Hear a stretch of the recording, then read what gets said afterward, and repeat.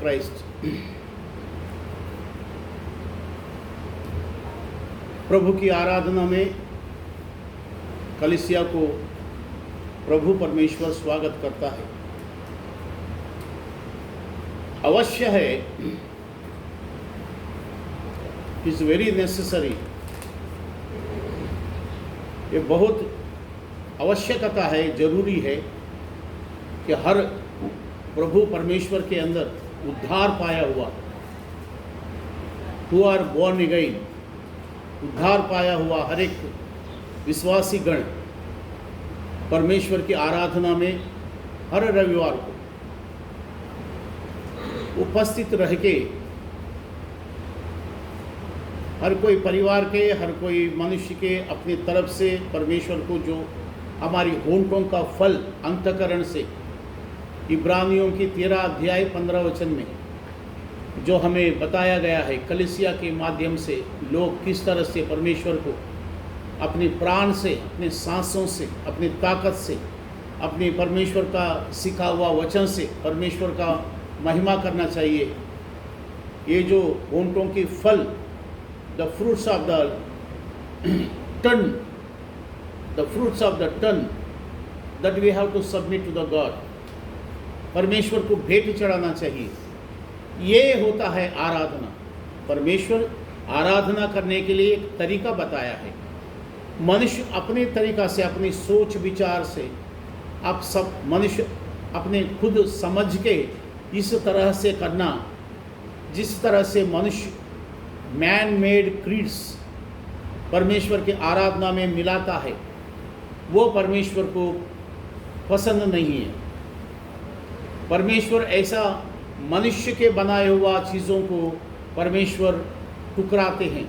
Be careful, जब हम परमेश्वर के बात में, परमेश्वर के नियम में, परमेश्वर के कार्य करने में, जब हम वो कार्य में करना शुरू करते हैं तो बड़ी ध्यान से करना जरूरी है।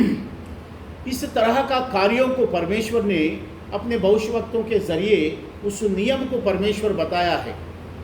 मेरे जब चरणों में आप आते हैं, मुझसे भेंट करने के लिए आते हैं, मुझसे मेल मिलाप करने आप आते हैं, जब मेरे संगति में आप रहने के लिए आते हैं, तो मेरा नियम के अनुसार आना चाहिए, परमेश्वर बताते हैं।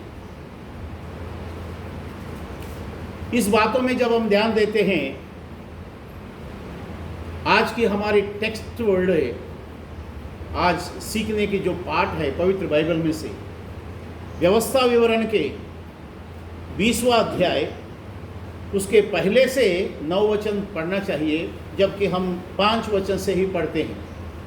यहाँ युद्ध पर जाने का नियम हेडिंग में लिखा है। क्या लिखा हेडिंग में? हिंदी बाइबलों में क्या लिखा, मराठी में क्या लिखा, इंग्लिश में क्या लिखा, हिंदी में क्या लिखा, सब अपने अपने पवित्र बाइबल खोल के हम पढ़ना चाहिए, देखना चाहिए, और पढ़ा हुआ इस वचन को, परमेश्वर की आज्ञाओं को जानकारी करना चाहिए।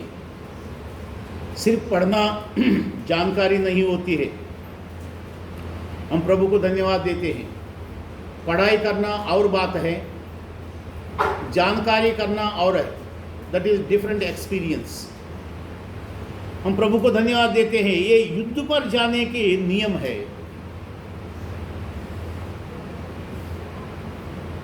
हम इसमें एक वचन पढ़ते हैं, the book of Genesis chapter 3 verse 15, उत्पत्ति के किताब उसका 3रा अध्याय में 15 वचन जोर से पढ़ते हैं। और मैं तेरे और इस स्त्री के बीच में और तेरे वंश और इसके वंश के बीच में बैर उत्पन्न करूंगा, वो तेरे सिर को कुचल डालेगा और तू उसकी एड़ी को डसेगा। बस मराठी में पढ़ते हैं। आणि तू व स्त्री, तुझी संतती व तिची संतती यांच्यामध्ये मी परस्पर वैर स्थापित, ती तुझे डोळे फोडतील व तू तिची टाच फोडशील।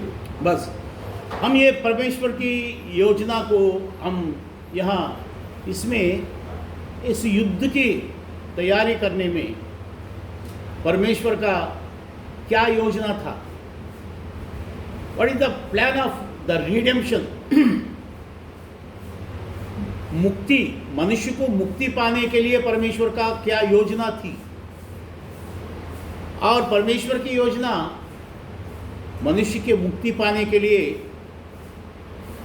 क्या परमेश्वर का योजना है, जबकि हम जानते नहीं हैं, सिर्फ मुक्ति पाने के लिए कोशिश करते हैं। सबसे पहले हमको कहीं कोई जगह में पहुंचना है, किसी मंजिल में पहुंचने का है, तो हम क्या करते हैं? पहले उसका मालूम करते हैं कि कैसे जाना है, हाउ टू रीच देयर, उसकी पता मालूम करते हैं। आजकल दूसरा भी आया है, कैसे क्या आया आजकल दूसरा? हाँ, गूगल लोकेशन आया। तो आप गूगल लोकेशन भेज दो, हम आते हैं आपके पास। अभी ये जो टेक्नोलॉजी मार्गदर्शन जो है, टेक्नोलॉजी गाइडलाइंस, ये भी परमेश्वर ने मनुष्य को ये उपलब्ध किया है। This facilities provided by God almighty, ऐसा हम समझना चाहिए, हम प्रभु को धन्यवाद देना चाहिए। All facilities which is the benefit for us, जो हमारे लिए उपयोग और लाभदायक है, परमेश्वर के ओर से मिलता है। और इसी चीज़ को कोई दुरुपयोग करते हैं। परमेश्वर जो चीज़ देते हैं, अभी हम बात करते हैं ये गूगल लोकेशन की, ये नेट से या आसमान के ओर से और मनुष्य के और इस्तेमाल करने के लिए परमेश्वर जब भेजते हैं, मनुष्य कोई इसके दुरुपयोग करते हैं। और दुरुपयोग में ये भी देखते हैं कि ये गूगल लोकेशन के ज़रिए ये चर्च किधर है या उनकी घर किधर है, आपका एरिया किधर है, उधर कोई नोटेड पॉइंट किधर है, ये सब देखते हैं। और इसको मनुष्य क्या करते हैं? युद्ध में भी इस्तेमाल करते हैं। युद्ध, द वार। आज हम देखते हैं कि ईरान और इज़राइल के वार के अंदर उनकी इज़राइल के देश में उनकी टेंपल किधर है, उनकी रहने की जगह कहाँ है, मिलिट्री का आस्थान किधर है, और ये सब गूगल में से लोकेशन देखते हैं, पॉइंट देखते हैं, सर्च करते हैं, उसके निशाना लगाते हैं। यहाँ से हम रॉकेट छोड़ते हैं, बम छोड़ते हैं, वहाँ जाके उनकी बराबर लोकेशन में वो गिरता है। ये क्या हुआ? बोलने का मतलब ये दुरुपयोग हो गया है। सदुपयोग करने के लिए, यूज़फुल सदुपयोग करने के लिए परमेश्वर ने दिया। हम क्या करते हैं? दुरुपयोग करते हैं। कोई अच्छा इस्तेमाल करते हैं। कोई मीटिंग में पहुंचने के लिए कैसा जाना चाहिए, वो ठीक है। हम ये सोचते हैं कि ये कोशिश करते हैं कि मनुष्य को ये समझाना चाहिए कि परमेश्वर दिया हुआ हर एक चीज़ जो है, जो तुम्हारे लिए लाभदायक हो, तुम्हारे लिए कोई अच्छा इस्तेमाल होने के लिए तुमको भी वो इस्तेमाल होना चाहिए और वो परमेश्वर की महिमा होना चाहिए। प्रियजनों, हम बात यहाँ ये एक्सप्लेन समझाने की कोशिश करते हैं परमेश्वर के संदेश में कि युद्ध का जो है, युद्ध में जाने की जो है वो नियम, लड़ने वाला जो है नियम से लड़ना चाहिए। यहाँ उस बात की नियम से लड़ने के लिए हम वचन में क्या ध्यान देते हैं, एक बार देखिएगा 5वां वचन में, व्यवस्था विवरण के 20वां अध्याय का 5वां वचन में। फिर सरदार सिपाहियों से यह कहे, फिर सरदार जो है सिपाहियों से ये कहे, तुम में से कौन है जिसने नया घर बनाया हो, तुम में से कौन है जिसने नया घर बनाया हो और उसका समर्पण ना किया हो, तो वह अपने घर को लौट जाए। कहीं ऐसा ना हो कि वो युद्ध में मर जाए और दूसरा मनुष्य आके उसमें क्या करेंगे? समर्पण करे। वो दूसरा आदमी आके फिर वो उद्घाटन समर्पण करे। समर्पण किसको करना चाहिए? हम प्रभु के वचन में परमेश्वर की योजना को सीखते हैं। घर बनाया या घर लिया, आजकल कोई घर बनाते नहीं है, कोई बनाया हुआ घर को कोई बिल्डर बेचते हैं तो उसको खरीद लेते हैं, no need to built up, उसको बिल्डिंग या बिल्ट करने की, बनाने की, निर्माण करने की, फाउंडेशन डालेंगे, दीवार बनाएंगे, ये करेंगे, वो करेंगे, किसकी आजकल वो सब ध्यान, इतना टाइम नहीं है। पैसा दिया, तुम्हारा बनाया हुआ फ्लैट हमको चाबी दे दो और EMI भरो। EMI मतलब किस्त में थोड़ा थोड़ा भरते रहो। इस तरह का हम प्रभु के वचन में ये सीखते हैं। बात यहाँ परमेश्वर ये बोलते हैं समर्पण करने की। हम प्रभु के वचन में परमेश्वर का नियम ये हम जानकारी करते हैं, परमेश्वर हमको बताते हैं। घर बनाना चाहिए, घर बनाने के बाद में ताबड़तोड़ तुम चला गया और उसमें घर में जाके सो जाएंगे या व्यवस्था अपना बनाएंगे, वैसा नहीं। आप जो है घर बनाने के बाद में उसको क्या करना चाहिए, समर्पण करना चाहिए। और परमेश्वर का आज्ञा ये भी है, यानी कि इजरायली 12 घरानों के अंदर यदि कोई एक औलाद लड़का पैदा होते हैं, फर्स्ट बोर्न, पहलौठा बच्चा जब पैदा होते हैं, उस पहलौठे बच्चे को परमेश्वर के मंदिर में, परमेश्वर के पास लाना चाहिए। उस बच्चे को परमेश्वर को समर्पण करना चाहिए। परमेश्वर पिता, ये बच्चे आपने हमको दिया है, तो मन के अंदर ये विश्वास रहना चाहिए। 127वां भजन संहिता क्या बोलते हैं, यदि घर को परमेश्वर ना बनाए, बनाने वाले के परिश्रम व्यर्थ हो जाता है। लड़के जो होते हैं ये परमेश्वर का दिया हुआ एक भाग है। 3रा वचन में है 127वां भजन संहिता का, एक बार जोर से पढ़िएगा प्रभु के वचन में। बात यहाँ ये आता है, घर और बच्चे, लड़का जो होते हैं वो परमेश्वर के ओर से दिया हुआ एक भाग है। 127वां भजन संहिता उसका 2 वचन में से आगे पढ़िएगा।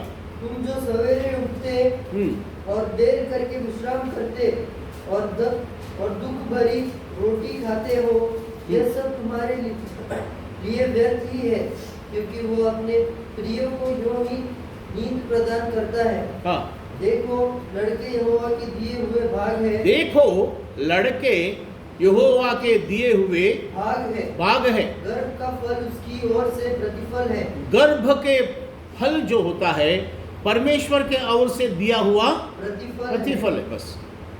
और आगे बहुत है, और इस तरह से पढ़ते पढ़ते जाएंगे। 128वां भजन संहिता में भी है। और ये जो सारे आशीर्वाद जो है, जो परमेश्वर के आशीष पाते हैं, वो इस तरह से आगे बढ़ते हैं। This type of the fruitful life experience they can live. इस तरह का फूलता हुआ, फलता हुआ, आशीर्वाद पाता हुआ आगे बढ़ते हैं। ये परमेश्वर के ओर से होने वाली चीज़ है।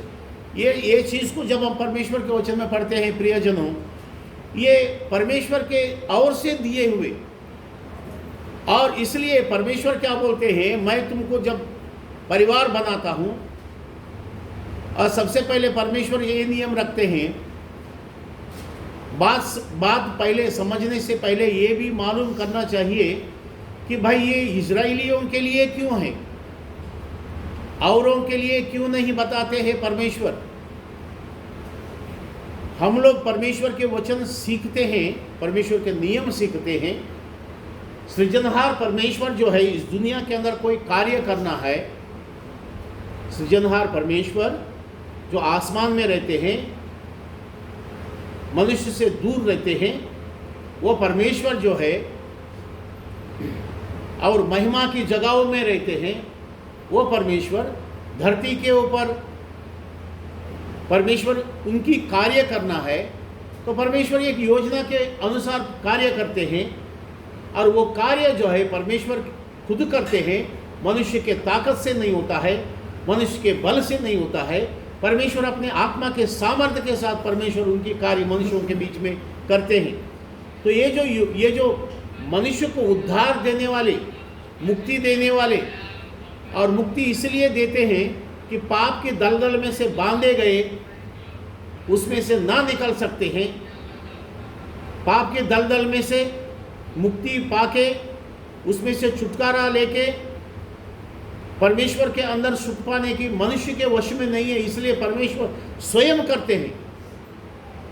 जो परमेश्वर के अंदर धार्मिक जीवन बिताते हैं, परमेश्वर उसको क्या करते हैं, उस पाप के दलदल में से, शैतान की या भूत प्रेतों की बांधों से उसको परमेश्वर क्या करते हैं, छुटकारा देते हैं। छुटकारा देके परमेश्वर अपने प्यार किया हुआ परमेश्वर के प्रिय पुत्र के राज्य जो होते हैं वो कलीसिया में लाके रखते हैं। हम परमेश्वर के अंदर ये वचन सीखते हैं कि किसी मनुष्य को जब उद्धार मिलना है, हम प्रभु को धन्यवाद देते हैं। किसी मनुष्य को उद्धार मिलना है, मनुष्य क्या करना चाहिए, परमेश्वर से गिड़गिड़ा के प्रार्थना करना चाहिए। परमेश्वर पिता, इस दलदल के अंदर फंसे हुए अब मुझसे होता नहीं है, आप हमें मदद करो, आप हमको मुक्ति दो और आप हमको छुटकारा दो। यदि आप छुटकारा देंगे तो हम छूट सकते हैं, अदरवाइज नो। इसके अलावा फिर हम खुद से नहीं होता है, क्योंकि मनुष्य कमज़ोर है। इसलिए प्रियजनों, मनुष्य को परमेश्वर से प्रार्थना करना चाहिए कि मुझे छुटकारा दो। इसलिए परमेश्वर ने क्या किया, एक योजना बनाई थी। आप लोगों ने अभी पढ़ा था उत्पत्ति के किताब उसकी 3 अध्याय 15 वचन में, तुम्हारे संतान में तुम्हारे जो बच्चे होते हैं और तुम्हारे बच्चों के अंदर तुम्हारे पीढ़ी से आने वाले जो बच्चे हैं,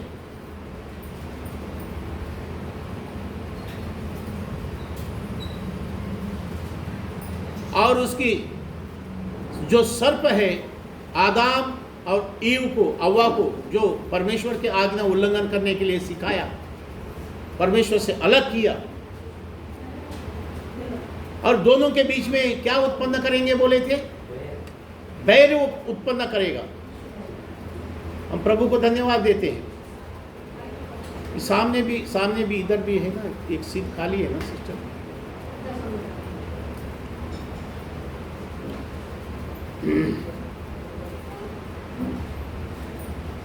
फर्स्ट बेंच में मिलने के लिए बड़ी रैंक की ज़रूरत होता है।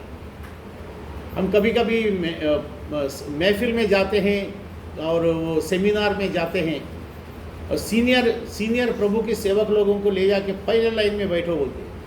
कभी कभी मैं जानबूझ के पीछे बैठता हूँ जाके उस कॉन्फ्रेंस में, और सेवकों के सेमिनार में जाएंगे। कभी एलियाजर भी मेरे साथ आते हैं, कभी कोई ब्रदर को लेके जाते हैं। अब जानबूझ के मैं क्या करता हूँ कि ये लोग मुझे क्या करते हैं, हमको देखना है, मेरा वैल्यू यहाँ पे कितना है, मेरा इज्जत यहाँ कितना है, हमको परखना है खुद। हम पीछे बैठ जाते हैं, कभी कभी कोने में बैठ जाते हैं। तो वो जो वहाँ लीडिंग करने वाला जो होते हैं, अगुवाई लीडिंग करने वाले होते हैं, मैनेजमेंट करने वाले, वो हमको देखते हैं यहाँ सारे, वो जेम्स ब्रदर आया है, वो दौड़ के आते हैं, 2-3 लोग आते हैं, ब्रदर आप आगे बैठे। मैं बोलता नहीं ठीक है, मैं जानबूझ के बोलता हूँ, मुझे जाना होता है आगे, पर मैं जानबूझ के बोलता नहीं ठीक है, मैं बोलता नहीं मुझे हाथ पकड़ के आगे ले। तो उससे क्या समझ में आता है कि वो लोग हमको कि एक परमेश्वर के सेवकों में एक ऐसा पहचान देता है कि yes he is a rank person, as a gospel preacher, gospel minister. ये पीछे बैठने का योग्य नहीं है, इनको आगे बैठना चाहिए। प्रियजनों, आगे के सीट में जो होते हैं वो लोग कोई खास, या तो स्पेशल गेस्ट बोलते हैं इंग्लिश में, बड़ी महफिल में जब, इसलिए कि आगे के सीट में बैठने के लिए किसको भी मिल जाता है तो धन्य समझने का। खाली सीट है तो आगे जाके बैठने में संकोच ना कीजिए। और इसी विषय को जब हम विषय में से बाहर आए हैं, और ये भी जरूरी है कि समझाना, इसी विषय को जब हम पवित्र बाइबल में से ध्यान देते हैं, लूका रचित सुसमाचार 2 अध्याय में मरियम और यूसुफ, यीशु मसीह प्रभु जन्म होने के बाद में मरियम और यूसुफ, उन लोगों को, वो लोग परमेश्वर के आराधना करने वाले लोग हैं, परमेश्वर के अमानत है, dedicated people of the God almighty. परमेश्वर के लिए वो लोग जन्म लेते हैं, परमेश्वर का चुना हुआ परिवार में जन्म लिया हुआ लोग है, तो उनको ये मालूम है कि we are the people of God Almighty, हम सर्वशक्तिमान परमेश्वर के लोग हैं। हम अपने मर्जी से जीने वाले लोग हम नहीं हैं। हम परमेश्वर के नियुक्त किया हुआ आज्ञाओं के मुताबिक हमको जीना है।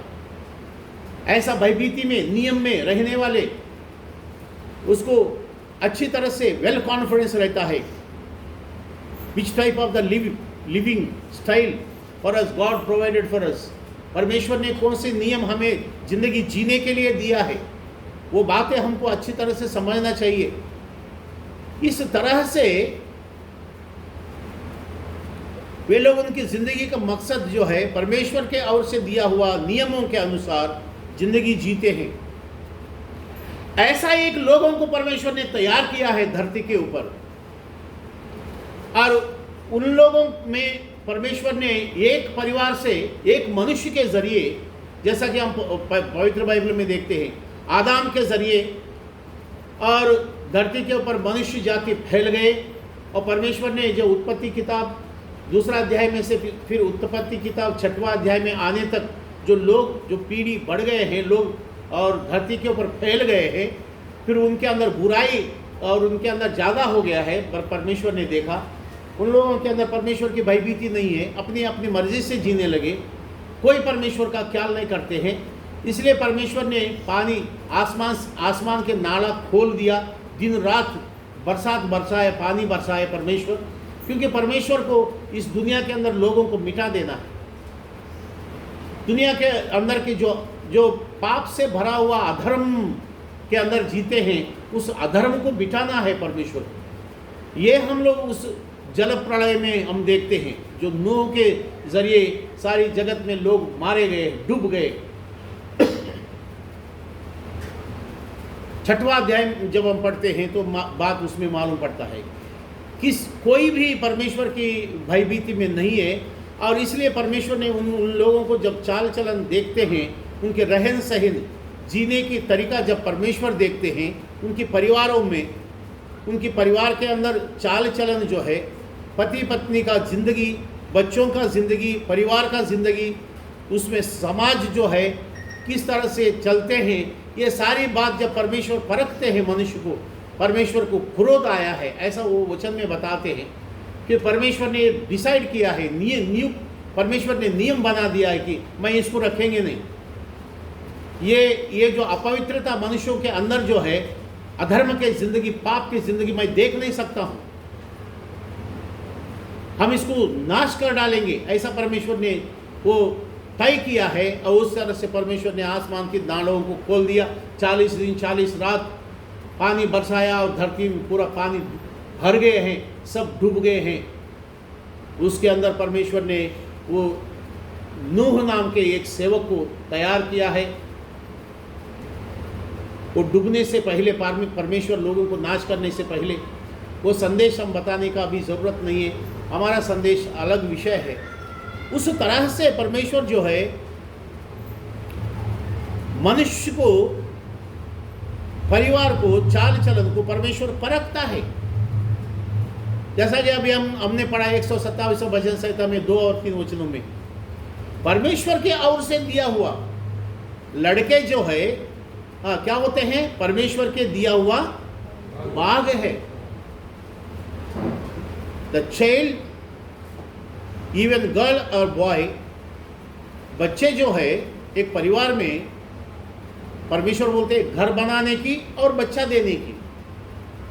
अभी हम लोगों ने व्यवस्था विवरण 20 अध्याय में 5 वचन से एक घर बनाया हुआ उस संदेश को हम देखते हैं। घर बनाने की, परमेश्वर के ओर से घर बनाना, परमेश्वर बनाया हुआ घर, यानी उस घर का हालत, उस घर के अंदर जीने की तरीका, घर के अंदर शांति का और घर के अंदर सुख, घर के अंदर, और बोलते हैं ना, लोग बोलते हैं हमको यहाँ बरकत नहीं होते हैं। वो खुद ही समझता है कि बरकत नहीं होता है घर के अंदर। और कोई बोलते हैं घर में बहुत पनौती है। पनौती, बरकत, ये सारी बातें वो जब सोचते हैं। प्रियजनों, यहाँ हम ये देखते हैं, परमेश्वर बोलते हैं यदि परमेश्वर की ओर से घर नहीं बनाते हैं बनाने वाले को परिश्रम क्या हो जाता है बोलता है परमेश्वर स्वयं बोलते हैं। यदि परमेश्वर की ओर से नहीं बनाते हैं, अपने खुद ही विचारों से, खुद ही ताकत से, खुद ही नियम से बनाते हैं, वो बनाने वाले की जो परिश्रम होता है, पैसा लगाने की, मेहनत करने की, वो सब कुछ दिखाने की, वो जो परिश्रम जो है, the struggles of the building house, वो सब व्यर्थ हो जाएंगे। तुम कितना भी मेहनत करो, कितना भी शान शौकत अपने पैसा के ऊपर घमंड करके, अपने दिमाग के ऊपर भरोसा रख के बनाओ, लेकिन वो ठीकेगा नहीं। बनाने के बाद में परमेश्वर उसके अंदर, कितने लोग महल बनाते हैं, कभी कभी आप जाते हुए देखते हैं कि एक बिल्डिंग ऐसा बना के रखता है, वो सड़ा हुआ रहता है, उसके अंदर कोई नहीं रहता। कोई बिल्डिंग जो है वो खराब होके ऐसा सड़ा हुआ दिखता है, उसके अंदर कोई रहता नहीं है। बात यहाँ वो है कि परमेश्वर के ओर से बनाया हुआ घर जो है, उसके अंदर मत्ती रचित सुसमाचार 7वां अध्याय में 24 वचन में बताया है कि परमेश्वर के बात जो सुनते हैं, यीशु मसीह प्रभु बोलते हैं, मैं बताया हुआ वचन जो है, जो सुनते हैं, उसके ऊपर विश्वास करते हैं, उसका जो बनाया हुआ घर जो है, जो प्रभु यीशु मसीह की बातों को सुनता है, विश्वास करता है, उसमें चलता है, उसकी ज़िंदगी उस तरह का रहेंगे जो वो चट्टान के ऊपर नींव बना के, बुनियाद लगा के घर बनाया, वो घर जो है मजबूत रहेगा, इसलिए कि वो प्रभु यीशु मसीह के नियम और आज्ञा के अंदर जीता हुआ उस तरह का भरोसा, धार्मिक जीवन, प्रार्थना का जीवन, परमेश्वर के संगति का जीवन है उस घर के अंदर। इसलिए वो चट्टान के ऊपर बनाया हुआ, चट्टान नाम के नींव के ऊपर बनाया हुआ वो घर के समान होता है उस मनुष्य की जिंदगी। क्योंकि बादल आया है, पानी आया, बरसात आया, उस घर को लगता है। पानी आया और बादल आया, बादल यानी कि फ्लूड्स। कभी कभी हम बरसात के दिन ये देखते हैं तो उसमें ये होता है कि सुनामी आया, तूफान आया, तो फिर वचन में लिखा है वो उस घर को लगता है। पानी आएगा तो सीधा जाना मांगता है कि लगना मांगता है। ऐसा लगा कि जैसा कि कोई लकड़ी से मारा तो लगा। इसका लगने की बात जो होता है कि वहाँ जो है कोई दूसरा ताकत आके उसको लगने की, क्योंकि अपने वो लगता है, वो गिराने की प्रयास करता है। इस दुनिया में है ऐसा। आप कितना भी परमेश्वर की भक्ति में, प्रार्थना में, आध्यात्मिक जीवन में जिंदगी बिताते रहेंगे, वो दूसरा और कोई जो है आपके प्रभु के अंदर बढ़ने की, आध्यात्मिक जीवन में, प्रार्थना जीवन में, भक्ति, प्रभु की आज्ञाओं में जीने में आपको देख के जलते हैं और आपको देख के मैं इस तरह से बिना आशीष का क्यों, और ये आशीर्वाद पाता हुआ आगे बढ़ता है, ऐसा क्यों? ऐसा मन ही मन में सोच के आपके ऊपर बैर करना शुरू कर देता है, आपके ऊपर खुन्नस रखना शुरू कर देता है, आपसे दुश्मनी बनाना शुरू कर देता है। वजह कुछ नहीं है, इसमें कोई वजह है? आप प्रभु के ऊपर विश्वास करते हैं, आप प्रभु के ऊपर भरोसा करते हैं, प्रभु जो नियम बताया है उसके अनुसार चलते हैं, तो अड़ोसी पड़ोसी और लोगों को आप कुछ नुकसान नहीं करते हैं। यदि वो तकलीफ देते हैं तो आप क्या करते हैं? उसके लिए प्रार्थना करते हैं। कितने लोग विश्वास करते हैं इस बात पर?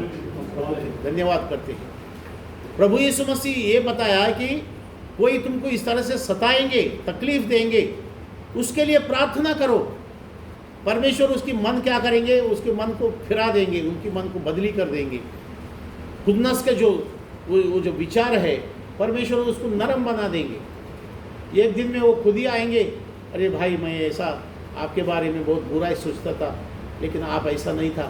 मन फिरा के आपसे फिर विनम्रता से बात करने लगे। इस तरह का जो है मन फिरा हुआ का जिंदगी परमेश्वर बनाता है। प्रियजनों, इस तरह से हम परमेश्वर के वचन सुन के उस तरह का हम लोग घर बनाते हैं। उस घर के अंदर के जीवन प्रभु यीशु मसीह बताते हैं। जो व्यक्ति, जो मनुष्य जो मेरे बातों को सुनेंगे नहीं, सुनने के बाद भी विश्वास नहीं करेंगे वो, और वो जिंदगी जीना अपना जिंदगी का तरीका रहेंगे, उस मनुष्य की जिंदगी उस तरह से है जो आदमी बालू के ऊपर घर बनाया। बालू यानी कि रेती, फुसकी जमीन। अभी हम लोग क्या देखते हैं, रेती के नहीं बल्कि अभी रेती का जगह में बांधकाम में वापरते हैं पाउडर, जिसको आपके मुंह से हम सुनना चाहते हैं। उसको क्या बोलते हैं? एक आदमी कोई बोलो। हाँ, रेती का जगह में, रेती को वापरते नहीं है बांधका में। हाँ, रेती के जगह में, हाँ, उसका नाम ही भूसा है। भूसा यानी कि एक्चुअली वो पाउडर है, पत्थर का पाउडर है, उसको भूसा का नाम से जानते हैं। रेती वापरना चाहिए था, लेकिन रेती वापरते नहीं है। रेती का जगह में भूसा वापरते हैं। और वो क्या करता है, सीमेंट को बराबर पकड़ता नहीं है जितना रेती पकड़ता है। ठीक है, वो बात अलग है। एक यीशु मसीह प्रभु क्या बोलते हैं, जो मेरे बातें सुनता नहीं है, बातें वो है कि जो स्वर्ग की बातें। यीशु मसीह प्रभु इस दुनिया में आके स्वर्ग की राज्य की, स्वर्गराज की बातें सुनाया। अनंत काल का जीवन में कैसे जाएंगे मनुष्य को, वो सिखाया। 3.5 साल यीशु मसीह प्रभु अपने चेलों को साथ में लेके सिखाया। वो परमेश्वर के राज्य की संदेश प्रचार करता हुआ लोगों को, बीमारी लोगों को चंगा किया है, मरा हुआ मुर्दों को जिंदा किया है। जिसको आंख नहीं है उसको आंख दिया यीशु मसीह प्रभु ने। जो माँ का गर्भ में से अंधा है, माँ का गर्भ में से लंगड़ा है, माँ का गर्भ में से कोई लुल्ला है, ऐसे लोगों को जो कोई भी तरीका से वो बीमारी वो चंगा नहीं होता है, मिर्गी का बीमारी आता है, कभी अच्छा ज़िंदगी तबीयत अच्छा रहता है, कभी कभी अच्छा तबीयत वाला मनुष्य जाते जाते नीचे गिर जाता है, मुंह से फेंस आता है, वो फिर तड़पने लगता है, चिल्लाता है, चीखता है, उसके अंदर से फिर भूत बात करता है, मैं आया है, अभी तू हटो। यीशु मसीह प्रभु बोलता है चुप हो जाओ, तो चुप हो जाता था।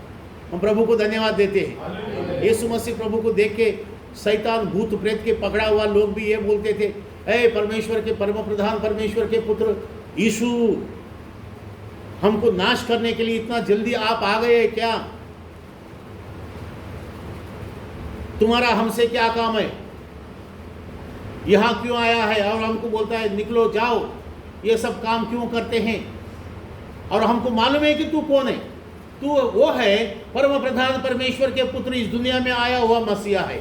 हाथ उठा के धन्यवाद दें। भूत प्रेत शैतान समझता है कि यीशु मसीह प्रभु कौन है, लेकिन मनुष्य को समझ में नहीं आता है कि हमको उद्धार को किससे मिलता है, हमको चंगाई किससे मिलता है, कैसे हम उद्धार पाएंगे, कैसे हम पाप से छुटकारा पाएंगे, कैसे हम पाक पवित्र बनेंगे। हम मरने से पहले पाक पवित्र बनेंगे तो हमारी आत्मा कहाँ जाएंगे, ये सारी बातें कोई सोचते नहीं है। थोड़ा बहुत पहले ज़माने में मनुष्य मरने से पहले सोचता था, जवानी उम्र में कम सोचते थे और बूढ़ा होने के बाद में ज़्यादा परमेश्वर के ऊपर ध्यान लगाते थे। अभी तो वो भी नहीं है। अभी बूढ़े बूढ़े लोग भी, स्त्रियाँ और पुरुष भी, मैं उनको अपमान करना नहीं चाहते हैं, बस हाथ में मोबाइल पकड़ के वो भी चालू करते ही देखो। समय जो है परमेश्वर के ऊपर नहीं लगाते, आध्यात्मिक बातों में समय नहीं लगाते, बस हमेशा हाथ में आ गया। अभी हाथ में क्या आ गया है? सारी दुनिया को एक फल में दिखाने वाला चीज़ आ गया है। सारी दुनिया के एक पल में। पढ़ो, पढ़ाई करो। लूका रचित सुसमाचार 4 अध्याय, जोर से पढ़ो। पहला मत्ते में पढ़ो। लूका मत्ते रचित सुसमाचार 4 अध्याय का 4 वचन में पढ़ो। 4 ये 4 वो 4। मैं किसी ब्रदर के पास जाके मैं बोला था ये 4 वो 4, वो 4 इडली 4 वो मेंदू वड़ा दिया है। 4 बोला था। कोई ऐसा समझते हैं। यीशु ने उत्तर दिया, हाँ, लिखा है मनुष्य केवल रोटी ही से नहीं परंतु हर एक वचन से जो परमेश्वर के मुख से निकलता है जीवित रहेगा। आगे तब इब्लीस उसे पवित्र नगर में ले गए, मंदिर के कंगूरे पर खड़ा किया और उससे कहा, यदि तू परमेश्वर का पुत्र है तो अपने आप को नीचे गिरा दे, क्योंकि लिखा है वह तेरे विषय में अपने। आप 2 वचन पढ़ो, आप 2 और 3 पढ़ो। वो 40 दिन और 40 रात निराहार रहा। तब उसे भूख लगी। तब परखने वाले ने पास आकर उससे कहा, यदि तू परमेश्वर का पुत्र है तो कह दे कि ये पत्थर रोटियां बन जाए। यीशु ने उत्तर दिया, लिखा है मनुष्य केवल रोटी ही से नहीं परंतु हर एक वचन से जो परमेश्वर के मुख से निकलता है जीवित रहेगा। मराठी में पढ़िए। लूका रचित सुसमाचार 4 अध्याय का 4 वचन मराठी में।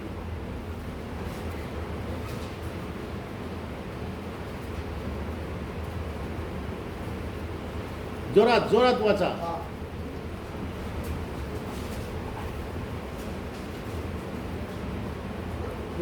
त्याला हा. उत्तर दिले, हा. मनुष्य केवळ भाकरीने नाही तर देवाच्या प्रत्येक वचनाने जगेल असे लिहिलेले आहे. मग सैतानाने त्याला उंचावर नेऊन त्याला जगातील सर्व राज्य एका क्षणात दाखवले आणि त्याला म्हटले, याच्यावर वो कितना वचन है? सर्व जगह एका क्षणात दाखवले. एका क्षणात दाखवले. वो कितना वचन में है? हिंदी में बताओ सबको.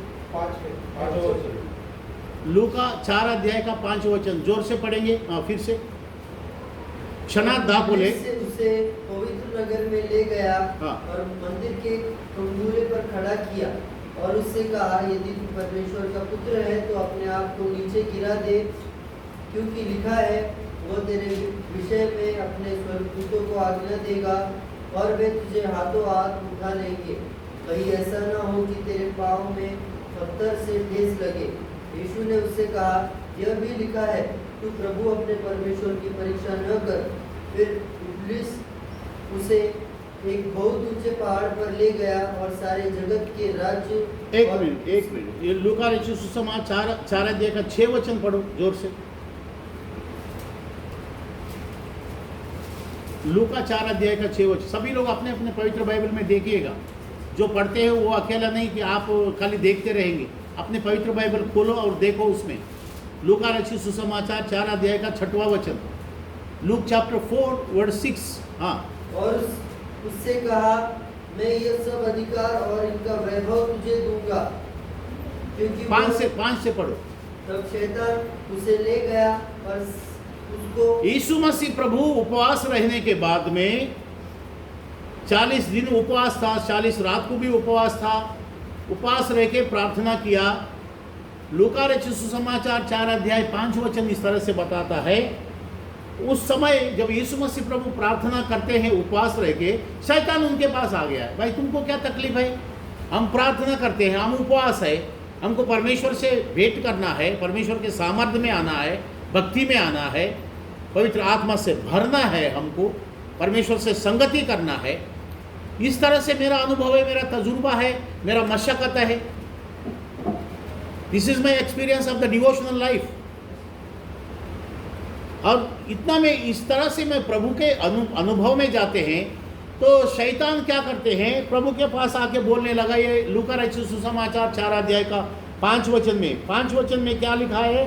तब शैतान उसे ले गया और उसको पल भर में जगत के सारे राज्य दिखाए. 1 मिनट मराठी में पढ़ेंगे वो वचन. मग शैतान उसे ले गया.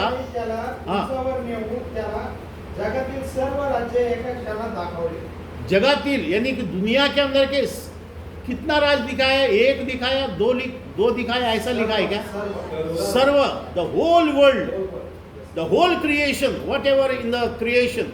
सृष्टि में क्या है क्या नहीं है. राजाओं की ताकत है, पॉलिटिशियन लोगों का ताकत है, टेक्नोलॉजी ताकत है, होटलों का खाना है, दारू पीने वाले हैं, डांस करने वाले हैं, धंधा करने वाले हैं, गोल्ड बेचने वाले हैं, स्मगलिंग करने वाले हैं. सभी लोगों का जो है